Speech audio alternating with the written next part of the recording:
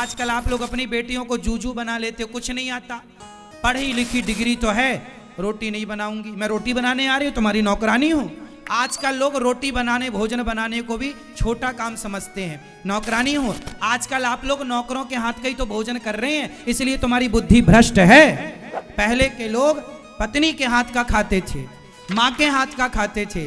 पहले पति के लिए भोजन पत्नी बनाती थी, तो जिसके हाथ का भोजन करेंगे उसी से प्यार होगा। अब आजकल पत्नियों से प्यार इसलिए नहीं है, पत्नी के हाथ का खाने को नहीं मिलता।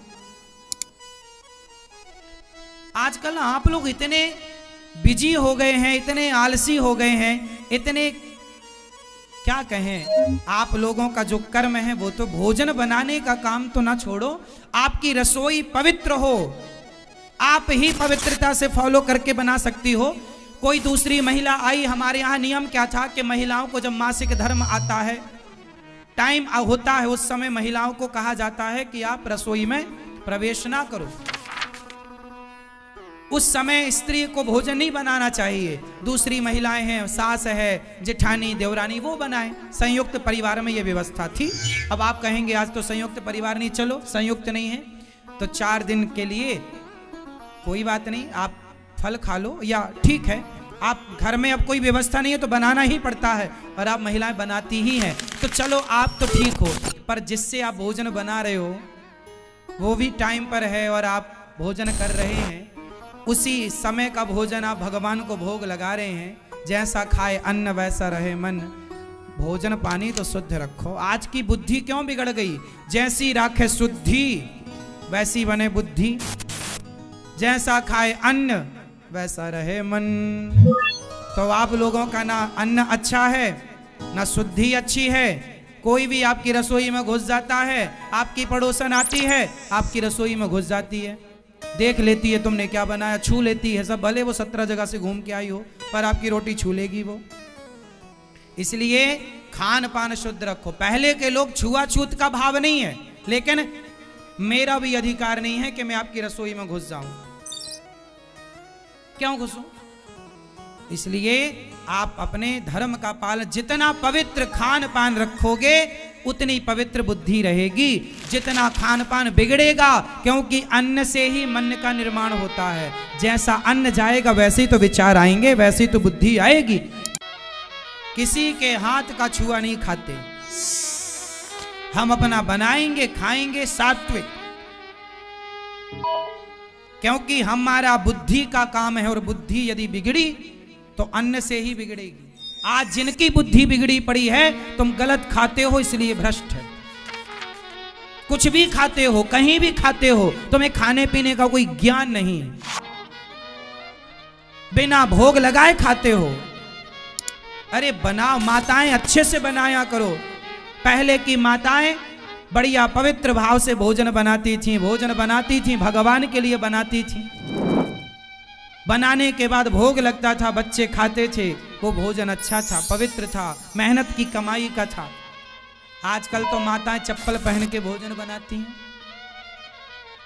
चप्पल पहन के क्यों? रसोई में कांटे लग रहे हैं। चप्पल पहनने, अब आप कहोगे महाराज जी चप्पल से क्या प्रॉब्लम हो गई आपको? ना, हमें नहीं है। आप देखो ना, आप चप्पल पहन के करंट को, फेस के तार को पकड़ लो, आपको करंट नहीं लगेगा। और अर्थ जमीन से मिल, आप नंगे पांव तार पकड़ लो, करंट लग जाएगा। और आप जमीन से एक पॉजिटिविटी 24 घंटे आपको प्राप्त हो रही है, एक एनर्जी मिल रही है, मान रहे हो ना? तो जब भोजन आप बनाते हो तो वो पावर, वो पॉजिटिविटी जमीन की आपके शरीर के द्वारा भोजन में प्रवेश करती है। जब माता बनाती है, आप चप्पल पहन लेते हो तो वो पॉजिटिविटी कट हो जाती है। इसलिए साइंस के आधार पर मैं बात कर रहा हूं। भोजन भगवान के लिए बनना चाहिए।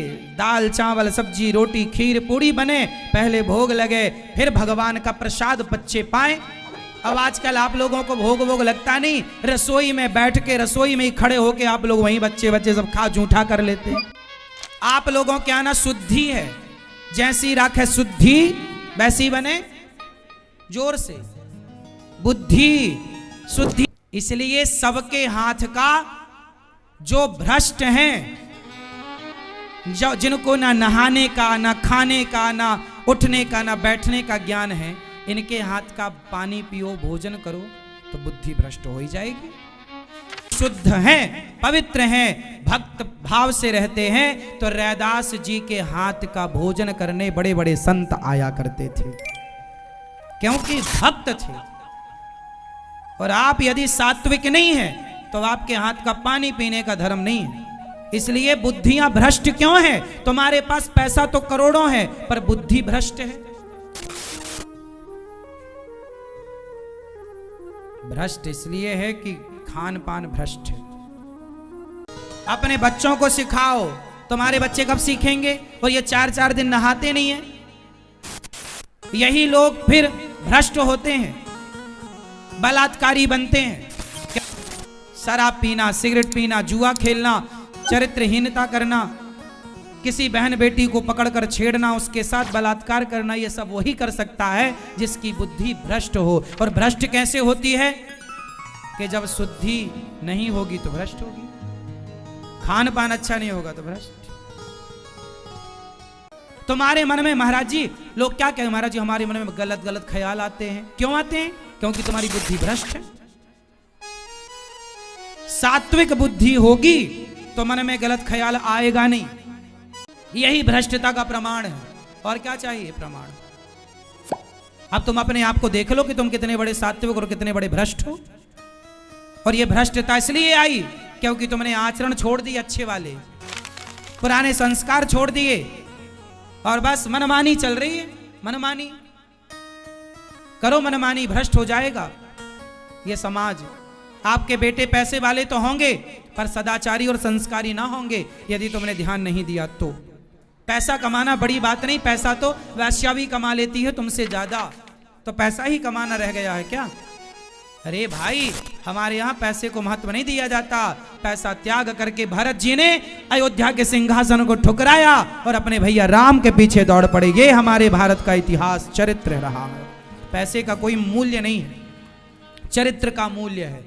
रावण पैसे वाला था, राम चरित्र वाले थे। बताइए किसका मूल्य ज्यादा है, पैसे का या चरित्र का? जोर से। आपका बेटा पैसे वाला हो जाए पर चरित्र वाला ना हो तो क्या कर लोगे ऐसे बेटे का?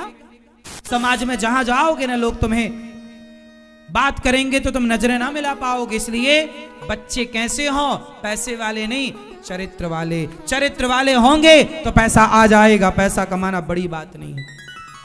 रावण चरित्र वाला नहीं था, पैसे वाला था। और राम पैसे वाले नहीं थे, चरित्र वाले थे। इसलिए राम की पूजा होती है और रावण के पुतले जलते हैं। तो आप अपने बच्चों को क्या बनाएंगे, पैसे वाला या चरित्र वाला?